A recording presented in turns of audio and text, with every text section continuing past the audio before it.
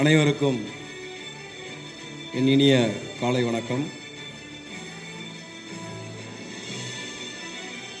இந்த டேக்பான் ரெட்டினல் சங்க நிகழ்ச்சியிலே என்னை கலந்து கொள்ள வைத்த நிர்வாகிகளுக்கு என்னுடைய நன்றியை தெரிவித்துக் கொள்கின்றேன். ஏன்னா அவங்க ஒரு 3 நாளாக ஒரு ஒரு புத்துணர்ச்சி மாதிரி ஒரு ப்ரோக்ராம் நடத்திக்கிட்டு இருக்கிறாங்க. ஏற்கனவே இந்த நிகழ்ச்சி ஒரு 2 ஆண்டுகளுக்கு முன்பு திருநெல்வேலியில் நடந்ததுன்னு நினைக்கிறேன். இப்போ அடுத்தபடியாக இங்கே ஒரு நிகழ்ச்சியாக நடத்திக்கிட்டு இருக்காங்க. இது எல்லாம் எதுக்கு அப்படின்னா, நமக்கு எல்லாத்துக்குமே புத்துணர்ச்சி இருக்குது. ஆனால் நம்மளுடைய சமுதாயம் சார்ந்த ஒரு உணர்வு தான் நம்மகிட்ட இல்லாமல் இருக்குது. அதனால தான் நம்ம எல்லாருமே ஒரு குடையின் கீழ் இருக்க வேண்டும். சமுதாயம் ஒரு ஒற்றுமையாக இருக்க வேண்டும், ஒரு வலிமையோடு இருக்க வேண்டும். ஏன்னா நீங்கள் நம்ம சமுதாயம் இன்றைக்கி இருக்கக்கூடிய தமிழ்நாட்டில் ஒரு மைனாரிட்டி சமுதாயமாக இருக்கிறோம். ஆனால் நம்மளை விட கீழே இருக்கிற மைனாரிட்டி சமுதாயத்துக்காரெல்லாம் பார்த்தீங்கன்னா, அரசாங்கத்தில் அவங்களுக்கு தேவையான உதவிகள், அவங்களுக்கு தேவையான வாய்ப்புகள் சில சமுதாயத்துக்கு கேட்டு கிடைக்குது, சில சமுதாயத்துக்கு கேட்காமலே கிடைக்குது. ஆனால் நம்ம கேட்டும் கிடைக்காம இருக்கிற ஒரே சமுதாயம் எதுன்னு கேட்டால் அது நம்ம ரெட்டியார் சமுதாயம் தான். ஏன்னா நாங்கள் நிறைய இடத்துல போய் எவ்வளோ விஷயங்களை கேட்டிருக்கிறோம். ஆனால் இது வரைக்கும் ஒரு 50 விஷயம் கேட்டிருந்தா ஒரு 1-2 விஷயம் நடந்திருக்கும். அந்த 2 விஷயம் நடக்கிறது கூட நாங்கள் ரொம்ப அலைஞ்சிருப்போம். இல்லை யாரெல்லாம் பார்க்கக்கூடாத ஆளுங்கள்லாம் சில நேரத்தில் பார்க்க வேண்டிய சூழ்நிலை வந்திருக்கும். அதெல்லாம் பார்த்தோம். ஏன் அப்படின்னா, சமுதாயத்துக்காண்டி பார்த்தோம். தனிப்பட்ட முறையிலலாம் நான் யாரையும் போய் பார்த்துருக்க மாட்டேன். சமுதாயத்துக்காண்டி ஒரு பார்க்கக்கூடிய ஒரு சூழ்நிலையில் பார்த்தோம். ஸோ அதனால் நீங்கள் இங்கே வந்திருக்கிற எல்லாருமே ஓரளவு பார்த்தீங்க அப்படின்னீங்கன்னா, எல்லா விஷயங்களையும் தெரிஞ்சவங்க தான் நீங்கள் இங்கே வந்திருக்கிறீங்க. ஸோ நீங்கள் ஒரு விஷயம் நீங்கள் புரிஞ்சுக்கோங்க. இன்றைக்கி அரசு, தமிழ்நாடு அரசை பொறுத்த வரைக்கும் எடுத்துக்கிட்டிங்கன்னா, ஆனரரி போஸ்ட் நிறையா இருக்குது. இன்றைக்கி சர்வீஸ் கமிஷன் மெம்பர் இருக்குது. ஸோ ரைட் இன்ஃபர்மேஷன் ஆக்டில் மெம்பர் இருக்குது. ஈவன் ஹைகோர்ட்டில் கூட ஜட்ஜஸில் கூட அவங்க ஒரு கோட்டா வச்சுருக்காங்க. ஸோ நீங்கள் பாருங்கள், நம்ம சமுதாயத்தில் கடைசியாக, அதாவது கிருஷ்ணசாமி ரெட்டியார் இருந்தார். அவருக்கு அப்புறம் தன்னுடைய சொந்த முயற்சியில் அவர் கண்ணதாசன் உயர்நீதிமன்றத்துக்கு தேர்ந்தெடுத்து வந்தார். அவருடைய நம்முடைய சமுதாயத்துடைய போதாத காலம் அவர் அந்த பதவியில் தொடர முடியாத ஒரு சூழ்நிலை ஏற்பட்டது. கிட்டத்தட்ட இப்போ பார்த்தீங்கன்னா ஒரு 25-26 ஆண்டுகளுக்கு மேலாக நம்மளுடைய ரெட்டியார் யாராவது ஒரு உயர் நீதிமன்றத்தில் நீதிபதியாக இருக்கின்றார்கள் கேட்டால் யாருமே இல்லை. ஏன் என்றால், அரசாங்கம் நம்முடைய சமுதாயத்தினரை அந்த வாய்ப்பு கொடுக்கவில்லை. அவர்கள் நம்மளை பரிந்துரை செய்யவில்லை. பரிந்துரை செய்யாததற்கு காரணம் என்ன என்றால், நாம் நம்முடைய ஒற்றுமையை நாம் எந்த இடத்திலும் எப்போதும் காட்டியதில்லை. ஸோ இப்போ நீங்கள் அரசியல்வாதிகளை பொறுத்தவரைக்கும் என்ன அப்படின்னீங்கன்னா, நம்மக்கிட்ட ஒரு ஓட் பேங்க் இருக்கணும். ஸோ ஓட் பேங்க் இருந்தால் அந்த அரசியல்வாதிகள் நம்மளை தேடி வருவாங்க, நம்மளை தலைவரை தேடி வருவாங்க. இப்போ எலெக்ஷன் அறிவிக்கிறதுக்கு முன்னாடியே பாப்பா நம்ம ரெட்டியார் சங்க தலைவரை போய் பாட்டு வந்துடுவோம் அப்படின்னு சொல்லி வருவாங்க.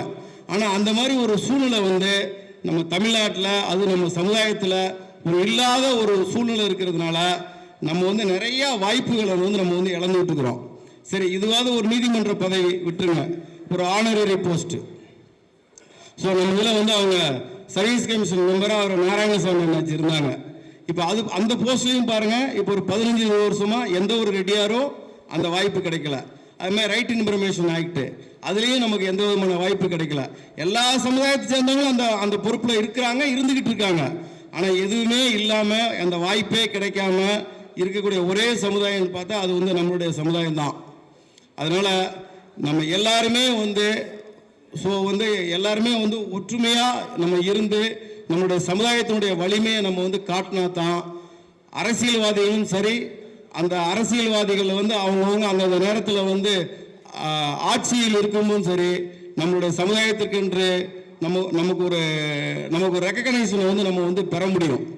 அதனால் இப்போ இங்கே பார்த்தீங்கன்னா, நம்ம அண்ணன் கூட சிவசங்கரன் வந்திருக்காங்க. அவங்க வந்து இப்போ பாண்டிச்சேரியில் வந்து நீங்கள் நிறைய பேர் அவரை பற்றி கேள்விப்பட்டிருப்பீங்க. ஸோ அவர் வந்து நிறைய பிஜேபியில் சீட்டு கொடுத்துருந்தா அவர் நிலைமையே வேற. அவர் கடைசி வரைக்கும் போராடினார் சீட்டு வாங்குறதுக்கு. ஸோ நானும் அதுக்கு ஒரு சின்ன இது மாதிரி ஒரு ஒரு கொசு மாதிரி நானும் அதுக்கு வந்து இருந்தேன். பட் இருந்தாலும் அவரால் முடியல. பட் இருந்தாலும் அவர் பார்த்தீங்க அப்படின்னீங்கன்னா சுயேட்சையாக நின்று ரெட்டியாருங்களே கம்மியாக இருக்கக்கூடிய கான்ஸ்டியூன்சியில் அவர் வந்து ஜெயிச்சார். ஆனால் அவரை கடைசி வரைக்கும் நான் அவருக்கு வந்து பிஜேபியில் சீட்டு கொடுங்கன்னு கேட்குறப்ப நான் சொல்கிறத கேட்கல. ஆனால் அவரை வாபஸ் வாங்க வைக்கிறதுக்கு என்கிட்ட 10 தடவை பேசினாங்க. ஆனால் நான் அண்ணாச்சிட்ட ஒரு தடவை கூட பேசலை. நான் ஏன் அப்படின்னா எனக்கு ஒரு தகவல் வந்தது, நான் கண்டிப்பாக ஜெயிப்பேன், நான் ஜெயிச்சுட்டு வந்து நான் பேசுகிறேன் அப்படின்னு சொல்லி சொன்னாங்க. அதனால் அவங்கெல்லாம் வந்து இருந்து அன்றைக்கி வந்து அவங்க வைத்திலிங்கம் அண்ணாச்சிலாம் கூட இருந்து அன்றைக்கி வந்து அவங்களுக்கு வந்து சப்போர்ட் பண்ணி அவர் வந்து ஜெயிச்சார். இது மாதிரி நம்ம ரெட்டியாருங்கள் வந்து நம்ம எங்கேயாவது ஜெயிக்கிறோம், நம்மளுடைய இதை காட்டுறோம் அப்படின்னா நம்மளுடைய தனிப்பட்ட செல்வாக்கால தான் நம்ம வந்து வர்றோம். ஸோ இது வந்து எத்தனை பேருக்கு இந்த வாய்ப்பு கிடைக்கும்னு நினைக்கிறீங்க? இது வந்து ரொம்ப அபூர்வமாக தான் இருக்கும். ஸோ அதனால் வந்து நம்ம எல்லாருமே வந்து தமிழ்நாட்டில் வந்து நிறைய அமைப்புகள் இருக்கலாம். ஸோ அந்த அமைப்புகள் வந்து செயல்பாட்டில் வேணால் வேற வேறையாக இருக்கலாம். ஆனால் ஏதாவது ஒரு பொதுவான விஷயம்னு வர்றப்ப எல்லா அமைப்புகளும் வந்து ஒரே இதில் இருந்தால் தான் நமக்கு தேவையானதை நம்ம வந்து சாதிக்க முடியும். இதில் வந்து நமக்குள்ளே வந்து எந்த விதமான ஒரு பாகுபாடும் ஒரு ஈகோவும் இதில் வந்து எனக்கு வந்து இருக்கிறதுக்கு வந்து அவசியம் இல்லை அப்படிங்கிறது என்னுடைய கருத்து.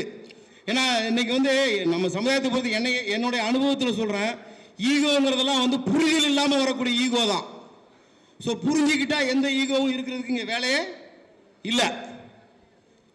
ஸோ எல்லாருமே வந்து அவங்கவுங்க இங்கே நம்ம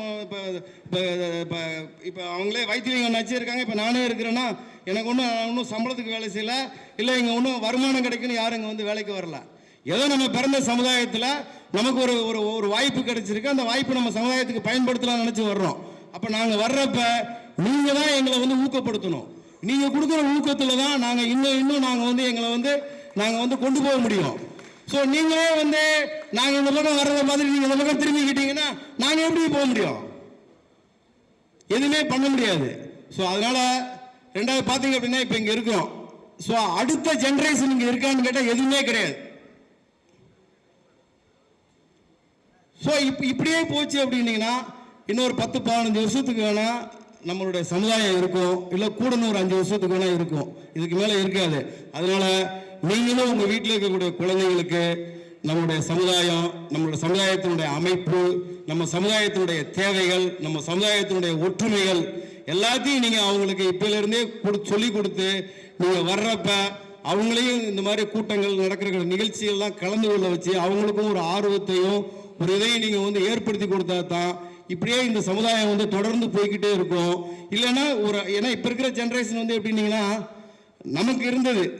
ஸோ இது இப்போ இருக்கிற ஜென்ரேஷன்லாம் பார்த்தீங்கன்னா போப்பா அப்படிங்கிற மாதிரி லெவலில் தான் இப்போ இருக்கிறாங்க. ஸோ நம்ம அதை அப்படியே விட்டோம் அப்படின்னா ஸோ ரொம்ப நாளைக்கு நம்மளுடைய சமுதாயம் இருக்கும். ஸோ இது மாதிரி ஒரு அமைப்புங்கிறது இருக்காது. ஒரு ஊர் லெவலில் ஒரு கிராமத்து லெவலில் அப்படியே ஒரு நின்று போகும் இது. அதனால் உங்களுடைய வீட்டில் இருக்கக்கூடிய உங்களுடைய குழந்தைங்களுக்கும் நீங்கள் வந்து இது பண்ணி அவங்களுக்கும் இந்த நம்ம சமுதாயத்துடைய ஒற்றுமையும் சமுதாயத்துடைய தேவைகளையும் நீங்கள் சொல்லி அவங்களையும் நீங்கள் அழைச்சி இதனுடைய கலந்துக்கிற வைக்கணுங்கிறது என்னுடைய வேண்டுகோள். இந்த நிகழ்ச்சியில் எனக்கு வாய்ப்பளித்த இந்த நிர்வாகிகள் அத்தனை பேருக்கும் கலந்து கொண்டவங்கள் அத்தனை பேரும் சார்பில் என்னுடைய நன்றியை தெரிவித்துக் கொண்டு விடைபெறுகிறேன். நன்றி, வணக்கம்.